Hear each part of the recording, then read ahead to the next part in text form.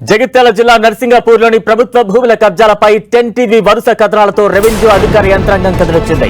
గ్రామ శివారులో ఉన్న సర్వే నంబర్ 437లో ఉన్న వందల ఎకరాల భూమిలో కొందరు ఇటుక బట్టీలు నిర్వహిస్తూ కబ్జా చేసినట్లు ఆరోపణలు వచ్చాయి. 10 టీవీ వరుస కథనాలతో రంగంలోకి దిగిన రెవెన్యూ అధికారులు ఇవాళ సర్వే నంబర్ 437లో ఉన్న ఇటుక బట్టీల ప్రాంతాన్ని పరిశీలించారు. ఇటుక బట్టీలు ఎంత విస్తీర్ణంలో వ్యాపించి ఉన్నాయో వివరాలు అడిగి తెలుసుకున్నారు. అయితే ఈ ఇటుక బట్టీలు ఓ రాజకీయ పార్టీకి చెందిన ప్రముఖ నాయకుడి కుటుంబ సభ్యుడితో పాటు మరికొంతమంది బడా బాబులు కలిసి నిర్వహిస్తున్నట్లుగా అధికారులు గుర్తించారు.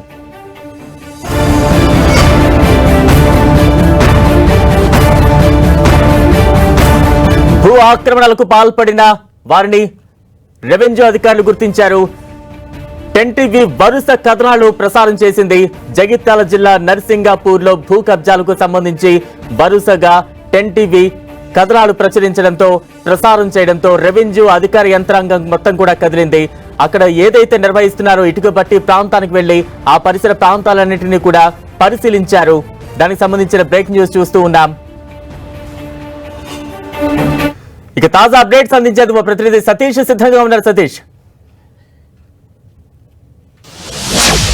ఎస్ బలరాం, నిన్నటి రోజున 10 టీవీ ఇచ్చినటువంటి భూ కుంభకోణం కథనం పైన ఇటు రెవెన్యూ అధికారులు మాత్రం కదిలారని చెప్పుకోవచ్చు.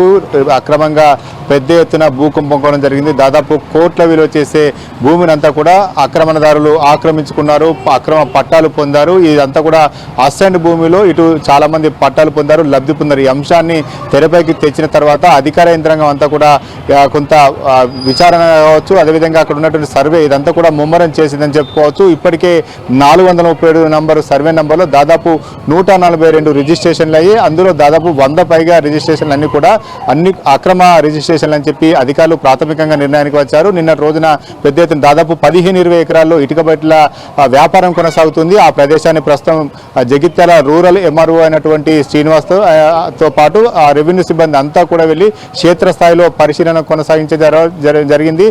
ఏదైతే హద్దులు ఉంటాయో ఆ హద్దులు ప్రభుత్వ భూమికి సంబంధించిన హద్దులు ఎంతవరకు ఉన్నాయి, ఎంతవరకు ఆక్రమించుకున్నారు, ఇదంతా కూడా ప్రభుత్వ భూమిలోనే ఉందా, ఈ వ్యాపారం ఈ భూమి ఎవరి పేరు మీద పట్టా ఎక్కింది, ఇవన్నీ కూడా అంశాలను రెవెన్యూ అధికారులు సేకరించడం జరిగింది. మొత్తానికైతే 10 టీవీ ఇచ్చిన కథనాలతో ఇటు అధికారులు విచారణ వేగవంతం చేశారని చెప్పుకోవచ్చు. దాదాపు 437 నంబర్ సర్వేలో 100 ఎకరాల పైగా ప్రభుత్వ భూమి ఉంది. ఈ ప్రభుత్వ భూమిలో పెద్ద ఎత్తున 100 ఎకరాల వరకు కబ్జా అయినట్టుగా తెలుస్తుంది. ఆ కబ్జా అయినటువంటి భూమి అంతా కూడా రికార్డుల పరిశీలన కొనసాగుతుంది. ఎప్పటి నుంచి ఇందులో పట్టాలు పొందారో, ఆ పట్టాలు పొందిన వారిలో ఎంతమంది ధరణిలో ఎక్కి తమ భూములను రికార్డులోకి నమోదు చేసుకున్నారో, ఆ తర్వాత ఎంతమంది రైతు బంధు తీసుకున్నారు, ఈ వివరాలన్నీ కూడా ప్రస్తుతం అయితే అధికారులు సేకరించడం జరుగుతుంది. ఇప్పటికే ప్రాథమికంగా చేపట్టినటువంటి విచారణ సంబంధించినటువంటి ఫైల్ ఏదైతే ఉందో ఆ ఫైలు ఆర్డీఓ అధికారి కలెక్టర్కు అందించడం జరిగింది. ఇంకా కూడా లోతైన దర్యాప్తు చేయాలని చెప్పి కలెక్టర్ ఆదేశించిన తెలుస్తుంది. ప్రస్తుతం అయితే ఈ భూ కుంభకోణం 10 టీవీ వెలుగులో తెచ్చినటువంటి భూ కుంభకోణం పైన అధికారులు మాత్రం విచారణ వేగవంతం చేశారని చెప్పుకోవచ్చు. బలరాం. సతీష్, అంటే 10 టీవీ వరుస కథనాలు ప్రచురించింది భూ కబ్జాలకు సంబంధించి. ఖచ్చితంగా అధికార యంత్రాంగం కదిలింది, సర్వే కూడా చేపడుతూ ఉంది.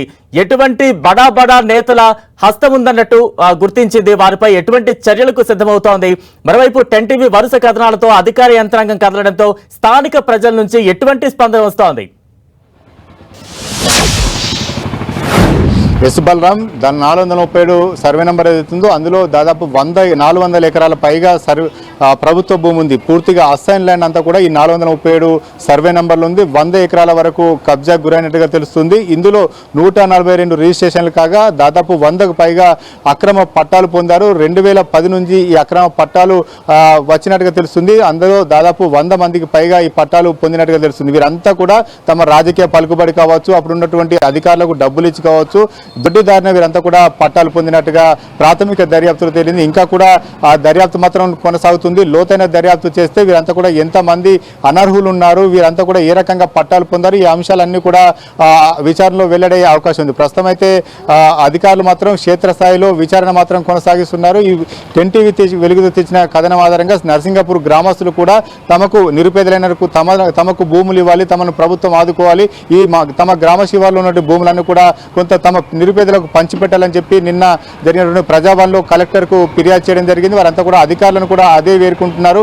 బడాబాబులంతా కూడా ఈ భూములన్నీ కూడా పట్టాలు చేయించుకున్నారు. ఇవన్నీ పట్టాలు రద్దు చేయాలి, ఆ పట్టాలు రద్దు చేసి స్థానికంగా ఉన్న తమకే ఇవ్వాలని చెప్పి వారంతా కూడా డిమాండ్ చేస్తున్న పరిస్థితి. నిన్న వెలుగులోకి తీసినటువంటి కథనం ఆధారంగా ఇటు జగిత్యాల ఎమ్మెల్సీగా ఉన్నటువంటి జీవన్ రెడ్డి కావచ్చు, అదేవిధంగా ఎమ్మెల్యే ఉన్నటువంటి సంజయ్ కుమార్ కావచ్చు, వీటిపైన విచారణ జరపాలి, లోతైన విచారణ జరిపి ఆ అనర్హులకు ఇచ్చినటువంటి పట్టాలను కూడా తొలగించాలని చెప్పి డిమాండ్ చేసిన పరిస్థితి. ప్రస్తుతం అయితే భూ కుంభకోణం సంబంధించినటువంటి వ్యవహారం పైన అధికారులు సీరియస్ గా రియాక్ట్ అవుతున్నట్టుగా తెలుస్తుంది. ఇంకా కూడా విచారణ ముమ్మరం చేసి అక్రమ పట్టాల పైన వివరాలు సేకరిస్తున్నారు. ఎంతమంది ఇందులో పట్టాలు పొందారు, ఏ సమయంలో వీళ్ళకు పట్టాలు మంజూరయ్యాయి అనే విషయాన్ని కూడా అధికారులు సేకరించడం జరుగుతుంది. మొత్తానికైతే 10 టీవీ కథనాలతో అధికార యంత్రాంగం కదిలిందని చెప్పుకోవచ్చు. Balaram. Right, thank you Satish.